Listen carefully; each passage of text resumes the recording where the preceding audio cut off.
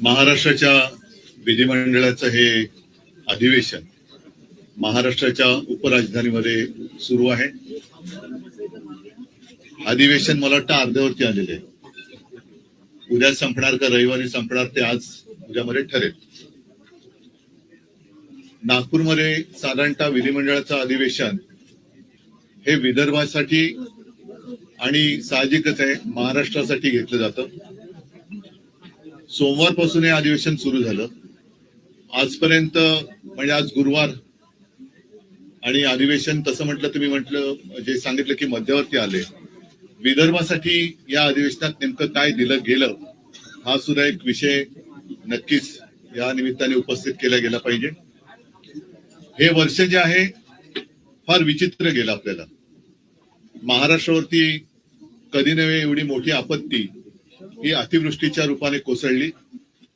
मी स्वतः मराठवाड्यामध्ये फिरलो. विदर्भातले आमचे आमदार आणि सगळे शिवसैनिक तसं महाराष्ट्रभरच अतिवृष्टीने हाहाकार माजवला. शेतकऱ्यांची घरं दारं, विद्यार्थ्यांची पुस्तकं आणि विशेष म्हणजे पिकं तर सोडून गेलीच, पण अनेक ठिकाणी माझ्यासोबत आपण देखील होतात, शेत जमीनच वाहून गेलेली आहे. आणि मग त्याच्यानंतर मुख्यमंत्र्यांनी एक भलं मोठं पॅकेज असं एक गोंड शब्द देऊन एक रक्कम घोषित केली. त्या पॅकेजचं पुढे काय झालं तर त्या पॅकेजचं पण ठिबक सिंचन झालंय हे कळायला काय मार्ग नाहीये. एकूणच या अधिवेशनाच्या निमित्ताने असतं की एक पद्धत आहे. पहिला अर्थसंकल्प येतो, मग मागण्या पुरवण्या मागण्या, मग त्याच्यात आणखीनच्या मागण्या, 75,000 कोटीच्या मागण्या कुठून आणणार, कोणाला देणार, राज्यावरती 9 लाख कोटींचं कर्ज आहे. या सगळ्या गोष्टी आपण बघतो आहोत. पण एक मुद्दा मला या अधिवेशनाच्या निमित्ताने उपस्थित करायचा आहे. तो म्हणजे गेल्या महिन्याच्या अखेरीस देशाचे जे मंत्री आहेत, कृषी मंत्री शिवराज सिंग चौहान, त्यांनी सांगितलं की महाराष्ट्राकडून आपत्तीग्रस्तांच्या मदतीसाठी कोणताही प्रस्ताव अद्याप आलेला नाही. आणि हे राज्य सरकारचं विंग त्यांनी फोडल्यानंतर घाईघाईने शेवटच्या आठवड्यात एक प्रस्ताव केंद्राकडे पाठवला असं जाहीर करण्यात आलं. आम्हाला आता जाणून घ्यायचंय की हा नेमका प्रस्ताव काय गेलेला आहे, किती रकमेचा गेलेला आहे, त्यातून कोणाला मदत होणार आहे. राज्य सरकारला मी पण आहेच विधिमंडळामध्ये, आपण भाग पडलं पाहिजे की हा राज्याच्या मदतीसाठी जर का आपण प्रस्ताव पाठवला असेल तर तो पटलावरती ठेवला गेला पाहिजे. राज्यातल्या जनतेचा, शेतकऱ्यांचा हा अधिकार आहे की मायबाप केंद्र सरकार आमच्यावरती दया दाखवणार आहे की नाही, आणि ते दया दाखवण्याच्या आधी राज्य सरकार हे नेमकं कसं तिथून मदत आणणार आहे. कारण डबल इंजिन सरकार आहे, त्याच्यामुळे 2 इंजिनचं सरकार एका इंजिनकडनं दुसऱ्या इंजिनाकडे, दुसऱ्या इंजिनाकडून परत पहिल्या इंजिनाकडे अशी नुसती ढकलपंची करणारे त्या खरोखर ही मदत पाठवणारे. आणि ती मदत तुमचं केवायसी बीवायसी सगळं करणं, आता या सगळ्या मदती त्या खातर जमा करण्यामध्ये अडकलेल्या आहेत. म्हणजे पीक विम्याची सुद्धा तुम्हाला कल्पना आहे की ती जी काय मदत व्हायला पाहिजे ती मदत करण्याचे ते जे ट्रिगर होते तेच काढून घेतले गेले. त्याच्यामुळे मदतीची थट्टा झालेली आहे. 1 रुपयाचा पीक विमा, 6 रुपयाचा पीक विमा, 21 रुपये असे चेक आलेले आहेत. मग हे जी शेतकऱ्याची थट्टा करणाऱ्या कंपन्या आहेत त्याच्यावरती सरकार कारवाई करणार आहे का, आणि असे अनेक प्रश्न आहेत. या प्रश्नाच्या निमित्ताने हे अधिवेशन जे सुरू आहे त्याच्यामध्ये सरकारकडनं जनतेला उत्तरे मिळाली पाहिजेत. कारण प्रश्न विचारले जातात, व्यथा मांडल्या जातात, राज्याच्या किंवा जनतेची गाऱ्हाणी इकडे मांडली जातात, पण नुसती वेळ मारून नेली जाते. हा आतापर्यंतचा अनुभव आहे. त्याच्यामुळे या अधिवेशनात याच्यावरती काय उत्तर मिळते आणि कार्यवाही दोन्ही काय होणार आहे त्याच्याकडे सगळ्यांचं लक्ष आहे. आणखीन अनेक विषय आहेत, पण पहिलं आपण जर काही प्रश्न असतील तर विचार, मी त्याच्यावरती बोलतो.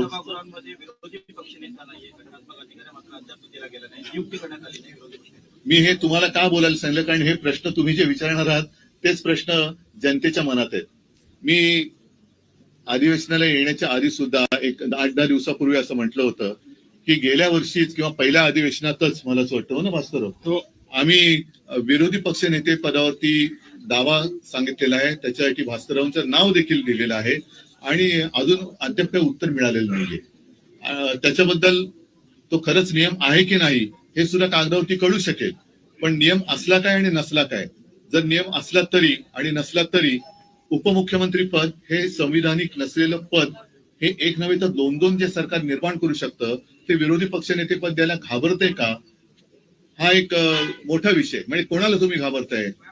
एवढं सगळं मजबूत सरकार आहे, किती 200च्या वरती जागा निवडून आलेल्या आहेत, केंद्र सरकारचा मोठा आशीर्वाद तुमच्यावरती आहे. एवढं असल्यानंतर विरोधी पक्षनेते पदाला तुम्ही घाबरताय का?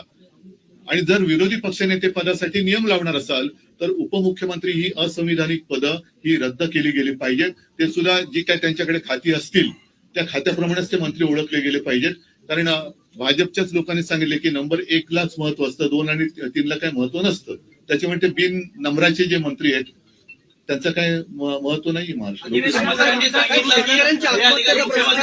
विधानसभा अध्यक्षांची आहेत, विरोधी पक्षनेता नियुक्ती हे एकमेकांवर ढकलण्याचा प्रयत्न नेहमी होतो. तर मग नाही, भेटण्यापेक्षा हे भेटण्याची काय लोकशाहीतली मांडणी आहे, लोकशाहीतली मांडणी आहे. अध्यक्षांना आणि मुख्यमंत्र्यांना हे कसं सगळं सांगड घातली गेले तुम्हाला माहितीये. अध्यक्षांबद्दलची सुद्धा आमची मतं गेल्या टर्म मध्ये आम्ही व्यक्त केलेली आहेत. त्याच्यामुळे ही ढकलपंची करताना मग मुख्यमंत्र्यांनी विचारलं पाहिजे, लोकशाहीचा महत्वाचा घटक आहे, राज्याचे प्रमुख आहेत, की का तुम्ही अजून करत नाही. आम्ही तर पत्र दिलेलं आहे. शेतकऱ्यांच्या आत्महत्येचा प्रश्न गहन आहे. गेल्या 6 महिन्यामध्ये जवळपास 780 शेतकऱ्यांनी आत्महत्या केलेली आहे. विदर्भ आणि मराठवाड्यात त्यांचा आकडा अजूनही जास्त आहे. त्याच्याकडे कोणाचं लक्ष आहे? कारण हे सरकार अख्खच्या अख्खं प्रचारामध्ये गुंतलेलं आहे. हेलिकॉप्टर सुटतायत, बॅगा भरभरून आनंदाचा सीधा जातोय. या सगळ्या प्रचारात म्हणजे आता सुद्धा अधिवेशन आटपून ताबडतोब प्रचाराला लागतील. अधिवेशन संपल्यानंतर लगोलग दुसऱ्या निवडणुकीची आचारसंहिता लागेल. म्हणजे निवडणुका मागून निवडणुका, हा सगळा खेळ. आणि गेल्या वेळेची ही आता जी निवडणूक आहे अजून त्याचा निकाल लागायचा आहे. मला नाही वाटत अशी निवडणूक यापूर्वी महाराष्ट्र राज्याने अनुभवली होती. पूर्वी आपण इतर राज्यांच्या निवडणुकांची उदाहरणं द्यायचो की बघा तिकडे कशी गुंडागर्दी सुरू आहे, कसे बंदुका काढल्या जात आहेत, बूथ कॅप्चरिंग कसं केलं जात आहे, पैशाचं वाटप कसं केलं जातोय.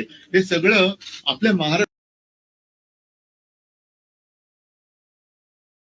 ज्यांची उदाहरणं देत होतो त्या राज्यात आता आपल्या महाराष्ट्राचं उदाहरण दिलं जात असेल की बघा तिकडे कशी बेबंदीशाही सुरू आहे. म्हणजे कोणाचं पायपोस कोणात राहिलेलं नाहीये. मित्र मित्र म्हणताना एकमेकावरती धाडी टाकतायत, एकमेकाचे पैसे उघडकीस आणतायत. रोज कोणत्या ना कोणत्या तरी मंत्र्याचे भ्रष्टाचार अगदी पुराव्यानिशी बाहेर येत आहेत, त्यांच्या फिल्म बाहेर येत आहेत, पैशाच्या थप्प्या बाहेर येत आहेत. तरी सुद्धा मुख्यमंत्री हिंब आहेत. म्हणजे मुख्यमंत्र्यांनी अजून एक खातं निर्माण केलं पाहिजे आणि त्याचं नाव पांघरुण मंत्री असं ठेवायला पाहिजे. म्हणजे जे बाकीचे जे मंत्री आहेत ते हातपाय पांघरुण बघून हातपाय तरी पसरतील आणि मुख्यमंत्री बसलेत पांघरुण घालायला. त्याच्यामुळे इतर खात्या माझ्या सूचना तर जाऊ दे ना, इतर खात्याच्या बरोबरीने मुख्यमंत्र्यांनी पांघरुण खातं हे तयार करावं आणि स्वतः त्याचं चार्ज घ्यावा. कारण त्यांच्याकडे म्हणजे मला मुख्यमंत्र्यांची दया होते की कोण होतास तू, काय झालास तू, एवढे सगळ्या भ्रष्टाचाराने जवळ घेतलंस तू, स्वतःच्या पांघरुणात घेतलंस तू, काय होतास तू, काय झालंस तू, भ्रष्टाचाराला पांघरुणात घेतलंस तू. तसं म्हणजे ही महाराष्ट्राची संस्कृती नाहीये. जसं इथे राज्य विधिमंडळाचं अधिवेशन सुरू आहे तसं संसदेतही अधिवेशन सुरू आहे आणि तिथे भाषणात अमित शहानी आणि तुमच्यावर आणि तुमच्या पक्षावर टीका केलेली आहे. जो न्यायमूर्तींविरोधात महाभियोग चालवला जातो आहे, जो प्रस्ताव विरोधी पक्षाकडून दिला गेलाय, त्यात तुमच्या पक्षाच्या नेत्यांनी काय पण विषय काय, तो जो मदुराईचा प्रश्न आहे, जो गृहमंत्र्यांना आहे, मला वाटतं तो एक जरा एक मिनिट. अमित शहाचं विधान आहे की उद्धवजींच्या पक्षाने आणि उद्धवजींनी या प्रस्तावावर सही करावी. नाही पण काय म्हणून सही करू नये असं त्यांना वाटतं. कोणत्या विषयावर? नहीं, मामला समझ में आ गया, लेकिन वो क्या कहना, अरे भाई कहना क्या चाहते हो, हिंदुत्वाचा ना, मग असं बोला ना. आता अमित शाह फार मोठे हिंदुत्ववादी आहेत आणि त्यांचा एक फोटो कोणीतरी ट्विट केलेला आहे. कारण हिंदुत्व मला अमित शहाने शिकवण्याची गरज नाहीये आणि भाजपाने तर अजिबात नाही आणि संघाने पण नाही. तूर्त काय झालेलं आहे की गेले 2-3 दिवस लोकसभेच्या म्हणजे संसदेच्या अधिवेशनामध्ये वंदे मातरम या विषयावरती चर्चा किंवा बहस एखाद्या राष्ट्रात राष्ट्रगीतावरनं बहस कशी काय होऊ शकते? आणि इतक्या वर्षानंतर ह्यांना अचानक वंदे मातरम का आठवलं? आपला देश त्या वंदे मातरमला 150 वर्ष झाली आणि भाजपचं वंदे मातरम हे फक्त वन डे मातरम आहे, एका दिवसासाठी आहे वन डे मातरम. कारण बाकीच्या वेळेला त्यांना त्याची काही पडलेली नाहीये. भारतात काय चाललेलं आहे, वंदे मातरम म्हणताना माझी माता किती दुःखात आहे याच्याकडे त्यांचं लक्ष नाही. पण हिंदुत्वावरनं आम्हाला अमित शहा जे विचारतायत त्या अमित शहानं आम्हाला प्रश्न विचारायचा तुमच्या सगळ्यांच्या माध्यमातून की तुमच्या मंत्रिमंडळात गोमांस खाणारे मंत्री आहेत आणि ते सांगतात की मी गोमांस खातो, कोण मला अडवते बघतो. आणि एवढंच नाहीये तर हा एक फोटो आहे 9 डिसेंबरचा, तो ते जे मंत्री आहेत मी गोमांस खातो कोण मला अडवते, त्यांचं नाव आहे किरण रिजिजू.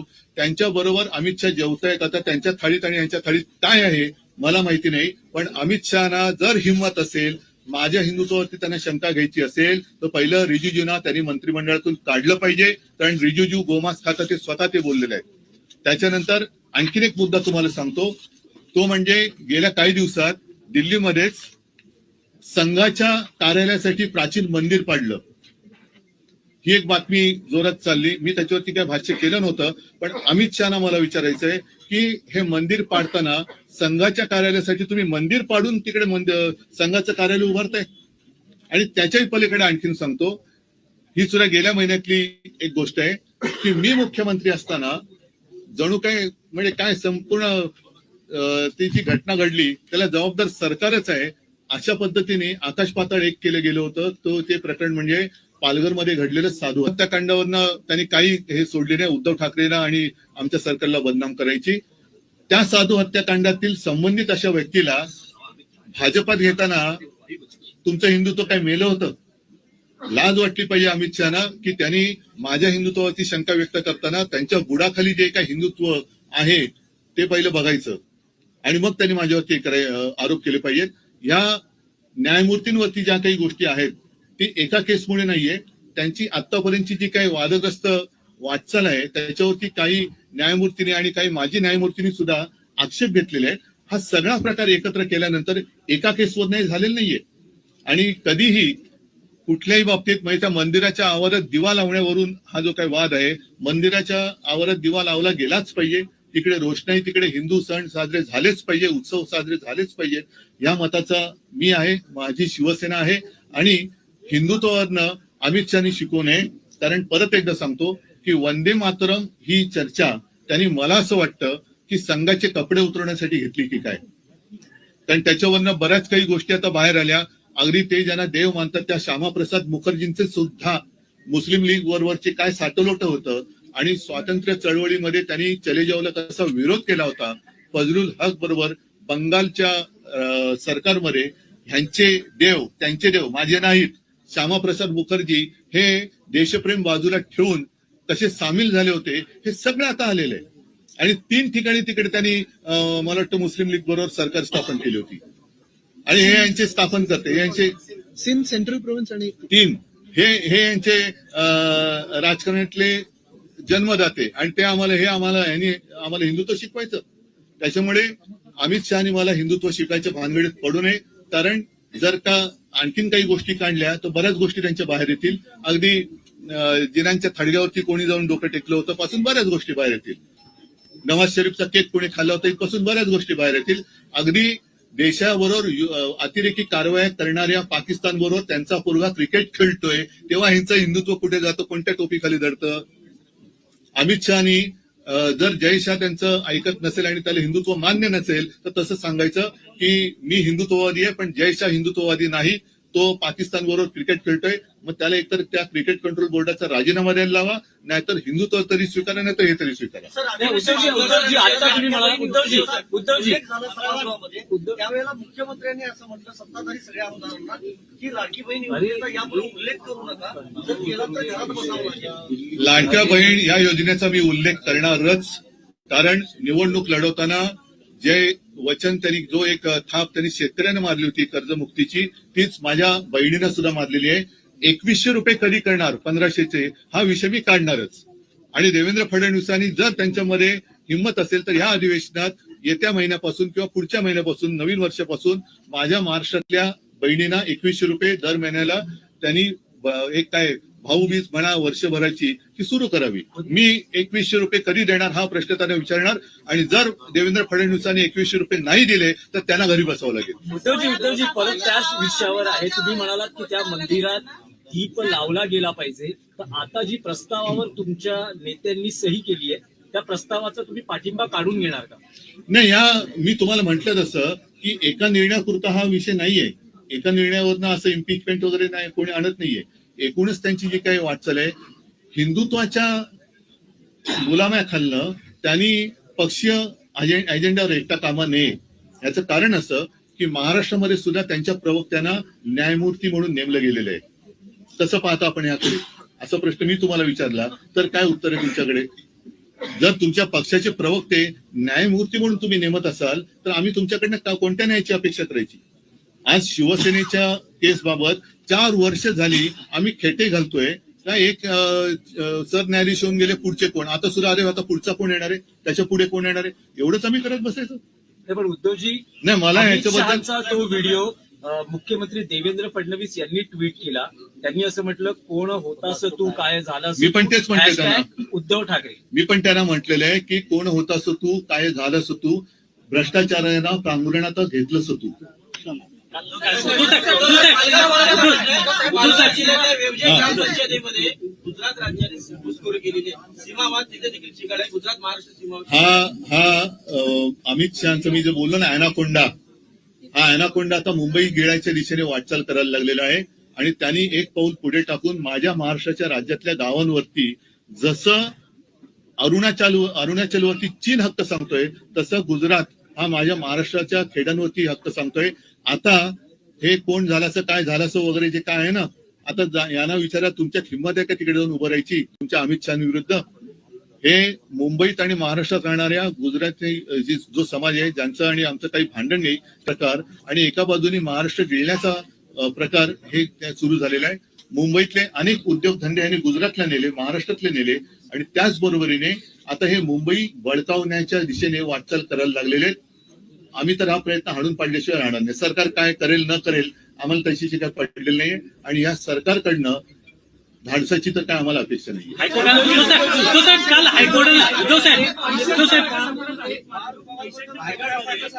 चौकशी होत नाहीये, मात्र या पैशांच्या बॅगा सापडत आहेत त्यांच्यात जे पैसे सापडत आहेत बिझनेससाठी असतील, व्यवसायासाठी असतील अशी कारणं सत्ताधारी देतात, मात्र चौकशी होत नाहीये. सगळी अंबादास दानवेंनी 3 व्हिडिओ. म्हणूनच मी म्हटलं ना की आणखीन एक खातं निर्माण करावं, पांघरुण खातं, आणि त्याचं कारण हेच क्लीन चिट देत आहेत. हेच क्लीन चिट देत आहेत. स्वतःच आरोप करायचे, स्वतःच क्लीन चिट द्यायचे, म्हणजे साधू हत्याकांडातल्या आरोप ज्यांच्यावरती केले त्यांना पक्षात घेतात. हे यांचं हिंदुत्व. गोवा जमीन व्यवहार प्रकरणात काल हायकोर्टानं राज्य सरकारला फटकारलेलं आहे आणि त्यामध्ये म्हटलेलं आहे की अजित पवार यांचा मुलगा पार्थ पवारवर गुन्हा का दाखल केला जात नाही या प्रकरणामध्ये. मी न्यायालय या विषयावरती काहीच बोलायचं हल्ली सोडून दिलेलं आहे. उद्धवजी आदिवासीच्या काळात 100 कोटी रुपये सीएम फंडामध्ये जमा झाले होते, मात्र त्यातून 70-80 लाखच शेतकऱ्यांना देण्यात आले. काय अतिवृष्टीच्या हजाराच शेतकऱ्यांना वाटप करण्यात आलं. अतिवृष्टीच्या काळात 100 कोटी. ठीक आहे, तुम्ही शेतकऱ्यात जाऊन त्यांना म्हणून मी पण येतो, तुम्ही पण या, आणि शेतकरी कोणाला प्रेमाने मिठी मारतो ते शेतकऱ्याला कळू दे. या अधिवेशनामध्ये कुठलेही डिक्लेअर केले नाही. सोयाबीन आणि कापसाला भाव शेतकऱ्यांना हे देण्यात येत नाही असंही त्यांनी म्हणजे बोललेलं नाही. एवढ्या मोठ्या अधिवेशनामध्ये मी तोच अधिवेशन होते. आणि दुसरं महागाई आणि बेरोजगारी भरपूर आहे. ते महागाई सुद्धा वाढत झाली, बेरोजगार आहेतच. तर यावर आपलं काय म्हणणं? याच विषयावरती त्यांना चर्चा टाळायची आणि म्हणून ते वेडेवाकडे आरोप करतायत की जेणेकरून तुमच्या सगळ्यांची म्हणजे आपल्या सगळ्यांची दिशाभूल व्हावी आणि कुठेतरी धार्मिक तेढ निर्माण करायची. म्हणजे तुम्ही भांडत राहा, आम्ही आमचं राज्य करत राहतो, आम्ही आमचं जे काय आहे भ्रष्टाचार सुरू आहे, शांत बसा भ्रष्टाचार सुरू आहे, असं नवीन नाटक ते लिहितील आता. एका ठिकाणी सरकार असं म्हणतंय की आम्ही शेतकऱ्यांना कोट्यावधीची मदत करतोय, पण काही अशी लेखी उत्तरामध्ये सरकारने स्वतः उत्तरं दिलेली आहेत की अनेक योजनांचे पैसे जे आहेत ते ई-केवायसी मुळे रखडलेले आहेत. मी तोच विषय घेतला ना. म्हणजे आता मधल्या काळात मी वाचलं कुठेतरी की मागे 2017 साली यांनी ज्या अनेक अशी नियमांची जंत्री करून शेतकऱ्याला कर्जमाफी एक उपकारासारखी जाहीर केली होती. त्याच्यात पात्र ठरलेल्या शेतकऱ्यांना लाभ मिळाला नाही, त्याची माहिती, मग शेतकऱ्यांची माहिती गोळा करण्याचं हे काम सरकार करते आहे, असं मला वाटतं कृषी मंत्री म्हणाले आपले. मला या सगळ्या मंत्र्यांना प्रश्न विचारायचे की तुम्ही स्वतःला शेतकऱ्याची मुलं समजता, मग बापाची चौकशी कशी करू शकता? बापाची चौकशी करता, शेतकऱ्याची मुलं आहात ना. मी याच सभागृहामध्ये शेतकऱ्यांची कर्जमुक्ती करून दाखवली होती आणि ती मी अंमलात आणून दाखवली होती. मी कोणती चौकशी केली नव्हती, कोणत्याही अटीतटीचा सामना शेतकऱ्याला करायला लावला नव्हता आणि मी कोणी न मागता कर्जमुक्ती करून दाखवली होती. ठीक आहे. आपल्या सगळ्या पत्रकारांच्या मनापासून आभार आणि शिवसेनेचे विधान परिषद विधानसभेच्या सगळ्या आमदारांना माननीय पक्षप्रमुख उद्धवजी ठाकरे साहेब रजिस्ट्रेशनला संध्याकाळी 7 वाजता भेटतील. आमदारांना फक्त आमदारांना फक्त आमदार आणि पत्रकारांसाठी अल्पप्रहारची व्यवस्था केली आहे. ज्यांना आवडेल त्यांनी चहा, ज्यांना मी पण आवडेल पत्रकार आहे. ज्यूस आपण घ्या. मी पण सामन्याचं पत्रकार